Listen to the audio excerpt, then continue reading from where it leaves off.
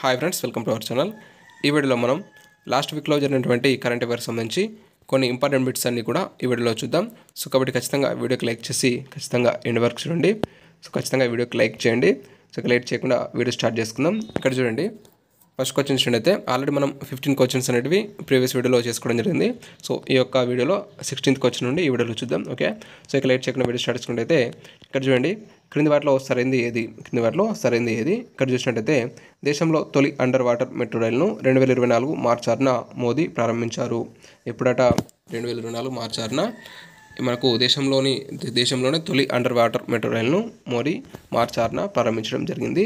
ఓకేనా, ఇది మనకు రైట్ ఆన్సరే. ఆ తర్వాత చూసినట్టయితే ఈస్ట్ వెస్ట్ కారిడార్లో భాగమైన 4.8 కిలోమీటర్ల ఎస్ప్లానెడ్ టు హౌరా మైదాన్ మెట్రో మార్గాన్ని 4,960 కోట్లతో నిర్మించడం జరిగింది. ఇది కూడా రైట్ ఆన్సరే. ఈస్ట్ వెస్ట్ కారిడార్లోని భాగమైన 4.8 కిలోమీటర్ల ఎస్ప్లానెడ్ హౌరా మైదాన్ మెట్రో మార్గాన్ని 4,960 కోట్ల రూపాయలతో నిర్మించడం జరిగింది. ఇది మనకు రైట్ ఆన్సరే. ఆ తర్వాత చూసినట్టయితే నదీ జలాల కింద నుంచి 500 మీటర్ల మేర రైలు ప్రయాణిస్తుంది. మనకు ఈ యొక్క నది జలాల కింద నుంచి ఎన్ని మీటర్లు అంటే 520 మీటర్ల మేర ఈ యొక్క రైలు ప్రయాణించడం జరుగుతుంది. ఎన్ని సెకండ్లు అంటే 45 సెకండ్లలో ప్రయాణించడం జరుగుతుంది. ఓకే, నెక్స్ట్ చూసినట్టయితే దేశంలో తొలి మెట్రో రైలు 1984లో కోల్కతాలో ప్రారంభమైంది.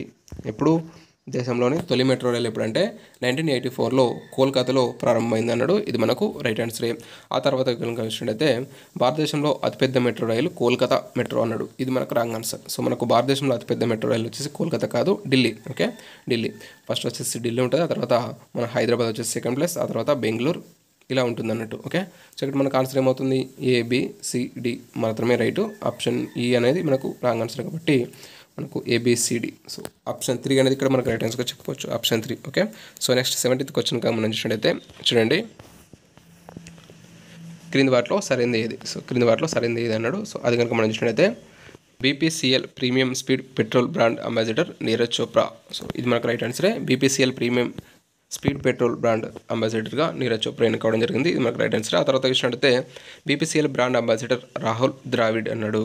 BPCL బ్రాండ్ అంబాసిడర్గా రాహుల్ ద్రావిడ్ అన్నాడు. ఇది మనకు రైట్ ఆన్సరే. ఇది కూడా రైట్ ఆన్సరే. ఆ తర్వాత చూసినట్టయితే మనకు సౌదీ అరేబియా టూరిజం అంబాసిడర్ వచ్చేసి లియోనాల్ మెస్సీ. ఇది కూడా రైట్ ఆన్సరే. సౌదీ అరేబియా టూరిజం అంబాసిడర్ ఎవరు? Lionel Messi. ఆ తర్వాత చూసినట్టయితే యూపీఏ సేఫ్టీ అంబాసిడర్ వచ్చేసి మనకు పంకజ్ త్రిపాఠి అన్నాడు. ఇది కూడా రైట్ ఆన్సరే. ఇక్కడ గుర్తుపెట్టుకోండి, BPCL premium speed petrol brand ambassador వచ్చేసి నీరజ్ చోప్రా. ఆ తర్వాత BPCL brand ambassador Rahul Dravid. ఆ తర్వాత Saudi Arabia tourism ambassador Lionel Messi. ఆ తర్వాత చూసినట్టయితే యూపీఐ సేఫ్టీ అంబాసిడర్ వచ్చేసి పంకజ్ త్రిపాఠి. ఓకే, ఇక్కడ మనకు ABCD అని కూడా రైట్ ఆన్సర్ కాబట్టి ఆప్షన్ 3 అనేది ఇక్కడ మనకు రైట్ ఆన్సర్ అవుతుంది, option 3. Okay, so next 18th question చూసినట్టయితే చూడండి, ఏ రాష్ట్ర నూతన ముఖ్యమంత్రిగా నాయబ్ సింగ్ సైని ఇటీవల ప్రమాణ స్వీకారం చేశారు? ఏ రాష్ట్ర నూతన ముఖ్యమంత్రిగా నాయబ్ సింగ్ సైని ఇటీవల ప్రమాణ స్వీకారం చేయడం జరిగిందంటే హర్యానా ముఖ్యమంత్రిగా ప్రమాణ స్వీకారం చేయడం జరిగింది. సో ఇక్కడ మనకు ఆన్సర్ ఏమవుతుంది? ఆప్షన్ 2 అనేది right answer. Okay, so next 19th question చూసినట్టయితే చూడండి, నీన్ గలం నలమా పథకం ప్రారంభించిన రాష్ట్రం ఏది? సో రాష్ట్రంలోని ప్రతి పౌరుడు ఆరోగ్యంగా ఉండాలని, ఆరోగ్య పథకాలను పొందాలని ఈ పథకాన్ని ప్రారంభించడం జరిగింది. అదేంటి? నీన్ గలం నలమా అనేది మనకు రాష్ట్రంలోని ప్రతి పౌరుడు ఆరోగ్యంగా ఉండాలని, ఆరోగ్య పథకాలను పొందాలని ప్రారంభించడం జరిగింది. అయితే ఈ పథకం అనేది ప్రారంభించిన రాష్ట్రం ఏది? ఈ పథకాన్ని ప్రారంభించిన రాష్ట్రం ఏదంటే ఇక్కడ మనకు ఆన్సర్ కనుక చూసినట్టయితే తమిళనాడు. ఓకే, ఆప్షన్ 4 అనేది మనకు రైట్ ఆన్సర్. నెక్స్ట్ 20 క్వశ్చన్ చూసినట్టయితే చూడండి, క్రింది వాటిలో సరైనది ఏది?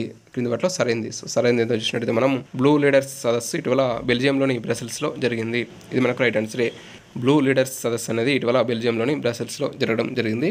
ఇది రైట్ ఆన్సరే. ఆ తర్వాత చూసినట్టయితే బ్లూ లీడర్స్లో 24 దేశాలు ఉన్నాయి అన్నాడు. ఇది మనకు రైట్ ఆన్సరే. బ్లూ లీడర్స్లో మొత్తం 24 దేశాలు ఉండడం జరిగింది. ఇది మనకు ఇటీవల బెల్జియంలోని బ్రసెల్స్లో జరగడం జరిగింది.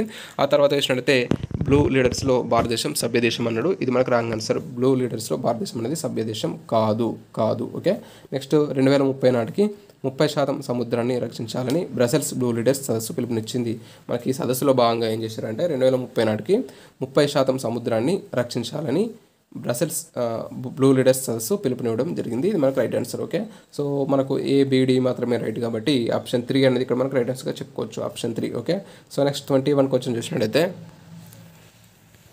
ఇటీవల ఏ దేశ 56వ జాతీయ దినోత్సవానికి భారత రాష్ట్రపతి ద్రౌపది ముర్ము ముఖ్య అతిథిగా హాజరయ్యారు. ఇటీవల ఏ దేశ 56వ జాతీయ దినోత్సవానికి భారత రాష్ట్రపతి ద్రౌపది ముర్ము హాజరవ్వడం జరిగిందంటే దీనికి సంబంధించిన ఆన్సర్ వచ్చేసి మనకు మారిషన్. ఓకే, సో నెక్స్ట్ 22 క్వశ్చన్ చూసినట్లయితే క్రింది వాటిలో సరైనది ఏది అని ఇచ్చాడు. సో అది ఇంకా మనం చూసినట్లయితే ఇక్కడ చూడండి, ఎరాస్మస్ ప్రైజ్ 2024 భారతీయ రచయిత అమితార్ ఘోష్కు వచ్చింది. ఎరాస్మస్ ప్రైజ్ 2024 అనేది భారతీయ రచయిత అమితార్ ఘోష్కి వచ్చింది అన్నాడు. మనకి ఇది రైట్ ఆన్సరే.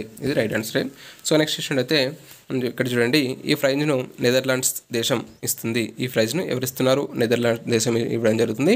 ఇది మనకు రైట్ ఆన్సరే. నెక్స్ట్ ఈ ప్రైజ్ను 1958లో ప్రారంభించడం జరిగింది. ఇది కూడా మనకు రైట్ ఆన్సరే. సో 2024 ఎరాస్మస్ ప్రైజ్ అనేది భారతీయ రచయిత అయిన అమితార్ ఘోష్కు రావడం జరిగింది. ఆ తర్వాత ఈ ప్రైజ్ను నెదర్లాండ్స్ దేశం ఇవ్వడం జరుగుతుంది. ఈ ప్రైజ్ను 1958లో ప్రారంభించడం జరిగింది. ఓకే, ఇది ఎరాస్మస్ ప్రైజ్ గురించి. సో నెక్స్ట్ చూసినట్లయితే ఇక్కడ మనకు ఆన్సర్ ఏమవుతుంది? ఆప్షన్ 1 అనేది ఇక్కడ రైట్ ఆన్సర్ చెప్పుకోవచ్చు. ABC అన్ని కూడా సరైనవే. సో నెక్స్ట్ 23 క్వశ్చన్ చూసినట్లయితే ఇక్కడ చూడండి, క్రింది వాటిలో సరైనది ఏది అన్నాడు. సో అది కనుక మనం చూసినట్లయితే భారత పార్లమెంట్లో అత్యంత వృద్ధ ఎంపీ షఫీకుర్ రెహమాన్ బర్క్ ఇటీవల మరణించడం జరిగింది. సో ఇది మనకు రైట్ ఆన్సరే. మనకు భారత పార్లమెంట్లో అత్యంత వృద్ధ ఎంపీ అయిన షఫీకుర్ రెహమాన్ బర్క్ మరణించడం జరిగింది. ఇతని వయసు వచ్చి 93 సంవత్సరాలు.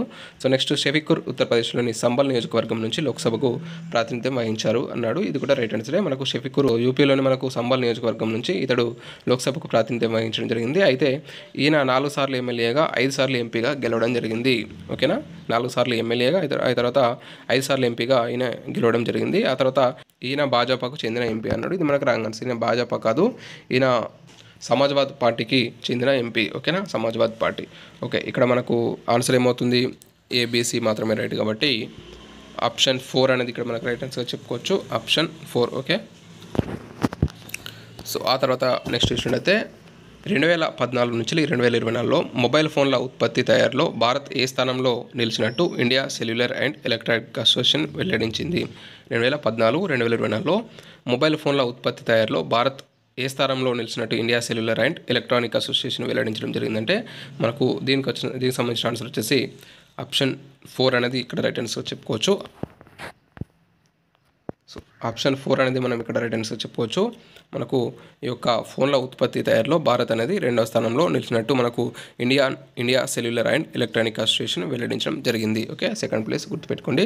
ఆ తర్వాత చూసినట్లయితే క్రింది వాటిలో సరైనది ఏది? సో క్రింది వాటిలో సరైనది ఏది అని ఇచ్చాడు. సో దానికి సంబంధించి మనం చూసినట్లయితే ఇక్కడ చూడండి, పాకిస్తాన్ 14వ అధ్యక్షుడిగా ఆసిఫ్ అలీ జర్దారీ ఎన్నికయ్యారు. పాకిస్తాన్ యొక్క ఎన్నవ అధ్యక్షుడిగా?